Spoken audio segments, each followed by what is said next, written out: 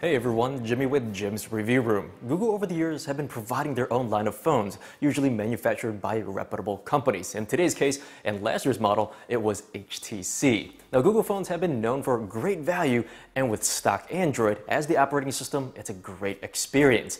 Now with that being said, they unfortunately increased the price, which some were very shocked by to hear this time around, but Google is claiming to have one of the best cameras on the market and some unique features that would hopefully justify its price. I personally bought this at the retail price of $769 with 32 gigs of internal storage. I'll place my links in the video description below. Click on my links and they'll give you the most updated prices as of today. So let's see how this performed here and show you my experiences. First up, video sponsors do help me tremendously, and this video sponsor is from Evolution Labs, having me showcase their Rhino Shield Crash Guard, offering protection on a variety of phones while still keeping the phone thin. Now I do admit the Pixel XL is somewhat slippery here, and if you want to add a little bit more grip without getting a full-blown case, this is a perfect option. Now what would this be without a real-world test? The Rhino Shield Crash Guard claims to offer drop protection of up to 11 feet high. I gave it a shot, and this thing is seriously legit. The proof is in the pudding here. The proof is in the video. Check out the Crash Guard bumper case at rhinoshield.io, or in my video description, I'll leave their link there.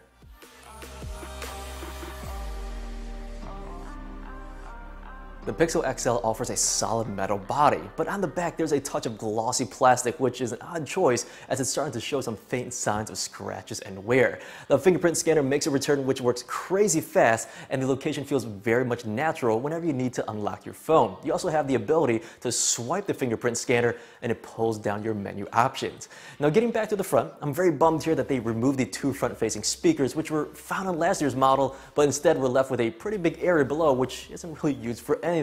Again, odd, as it was such a unique selling feature again on the Nexus 6P. Now the speakerphone in my opinion is loud enough and it performed good enough as a speakerphone, but to be a bit critical here, if you're watching Netflix or simply speaking with someone at maximum volume, the high notes, the very high frequencies do get tingy and sharp at times.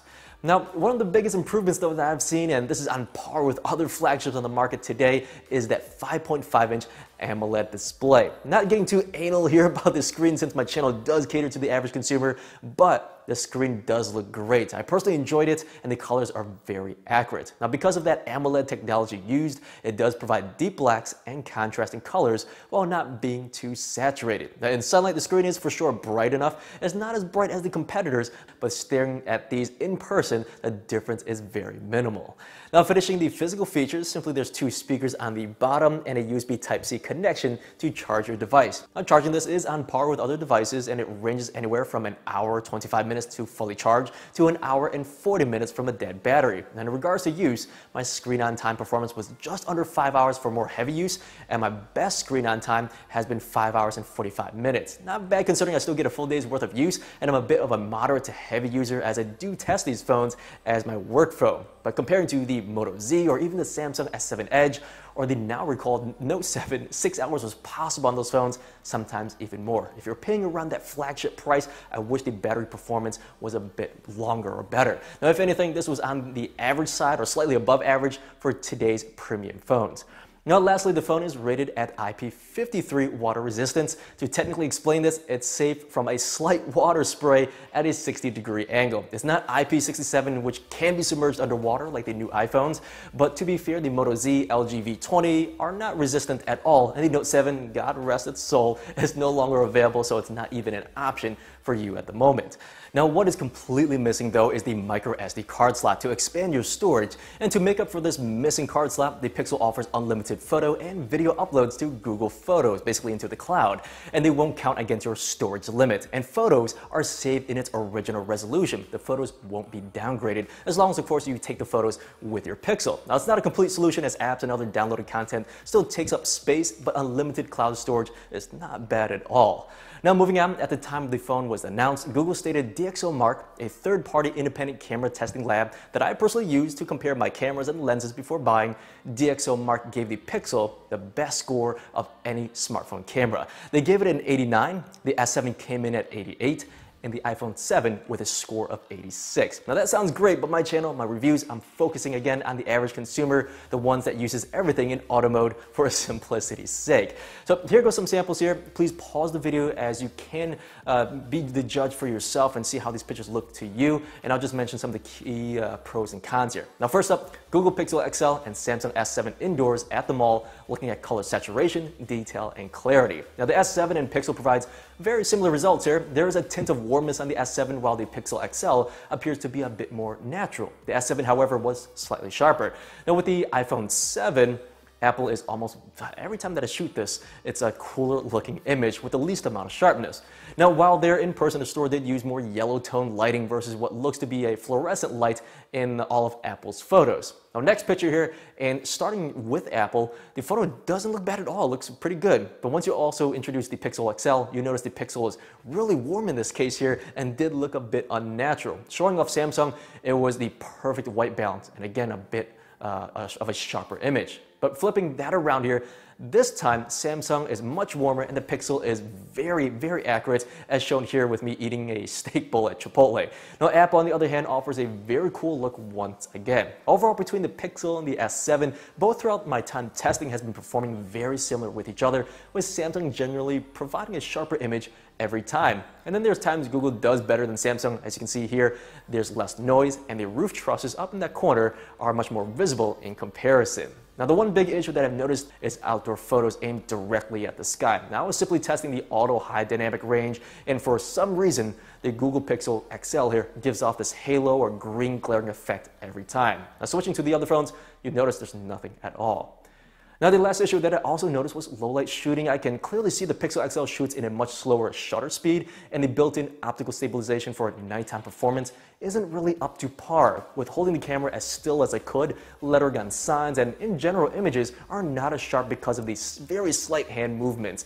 There's still a good bit of noise as well, or graininess on the image here as well, and pretty similar on the S7. But the S7 is once again sharper. Now the iPhone 7, it did perform the best in low light, but lacking a lot of that color to really make that image pop. Now touching base on the front-facing camera, it's nice and super wide versus Apple, which is really close up and narrow. You can be the judge which one you do prefer yourself, but Pixel provided a good bit of noise once again here, but still retained its detail, while Samsung, although I have their beauty face feature set to 0, Samsung smooths out the images, my face as well, quite a bit to help blend in the pixelation. But again, be the judge, let me know what you guys think is better in the long run. Now very last, and I know I'm dragging on with cameras here for those who do record video, this does amazing. The video stabilization is possibly one of the best, if not the best, that I've tested so far on my camera here on my channel, that is. The closest I've seen has been the S7 and the Note 7. They should be on your screen right now to compare for the time being. And also going up the stairs, which I'll include now, very stable both times with the least jello effect happening. I didn't bring along my old LG V10, which did great in the past, but comparing to newer phones today, these two have them basically beat the Samsung and the Pixel. And here's the iPhone 7. It's stable, but you'll notice the autofocus, or it could be the image stabilization. You see how the image keeps going in and out here. Now all three cameras have 4K recording as well at 30 frames per second. All three don't have image stabilization at this resolution, but the video you see now all have been downsized to 1080 for your viewing. Now, alright, so enough about cameras here. Let's start talking about performance and exclusive features. As always with Google, they do come with 100% stock Android. This is running the latest Android Nougat 7.1, and like all stock Android phones, it's seriously fast. Now everything loads quickly. Really, if ever there's a hiccup, the camera loads much faster as well, and HDR processing doesn't take forever like the 6P. Gaming and video watching, buffering is simply a slick experience. It is running the latest processor, the Snapdragon 821, which Qualcomm claimed to be up to 10% faster than the still current Snapdragon 820. Now also on board is 4 gigs of RAM for those who are interested, but overall with the stock Android experience, one of the best processors on the market, and again 4 gigs of RAM surely being enough for most phones, the average consumer will feel this phone performs perfectly fine and on par with the latest and greatest, and will do so for a while as well. Now, touching base on features, I'll go over the biggest ones here. Multi-screen, which technically isn't new as other phones have offered this, specifically LG and Samsung, but stock Android finally has it. I was able to activate this from their secret UI settings, but this should be a standard feature coming soon, I would think so. This allows for 2 apps to open at the same time, and it's claimed to be any app, not limited as some other competitors have encountered. Again, this is still a work in progress, but hopefully later in the year, this will be a standard. I want to include this because I think it's such a welcome feature. Finally, it's here. Now, next is something so simple, but I absolutely loved it. With most apps, long press is available, similar to Apple's 3D Touch. Press and hold, and a small pop-up comes out for quick shortcuts. Now, email allows you to compose a new email to be sent. Hold down messaging, and your recent contacts pops out. Same with the phone icon. With the camera, prior to opening the app, you can have it open in selfie mode or direct it to open movie recording so you don't have to fiddle with it later on. And very last, Google Assistant. Similar to what the Google command could do before, it's an evolution. Google offers responses and suggestions based on the current topic at hand. As an example, asking for movies for the weekend and showing and offering suggestions now with photos. With the Assistant, you can take it several steps further, bring up Assistant and simply say, Doctor Strange, and movie theaters in your area would show up with the exact times for you to select. Now, quickly, another example here to better illustrate. Bring up Google Assistant, tell it to navigate to your workplace. While in the map, bring up Google Assistant one more time here, and you can ask for gas stations en route. You don't have to terminate your previous search to work. You can tell Google to use your previous question, and Google can follow through, again, offering those gas stations that's already predetermined on your existing route. So that's a little bit more intuitive. It provides suggestions and answers based on your overall conversation or inquiry. Now, there's still room for improvement, though. I do admit that I would have liked for it to understand a wider variety of ways of me asking, but in the end, this does seem more, quote, intelligent than Alexa or Siri at this time. So this concludes my review. In my personal opinion, performance-wise, it's great. The physical build is quality built.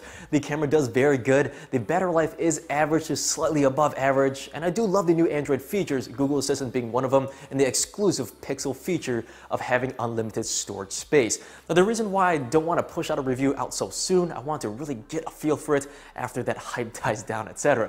Now, in my humble opinion, yes, it's a great phone, but it just didn't feel exciting to me.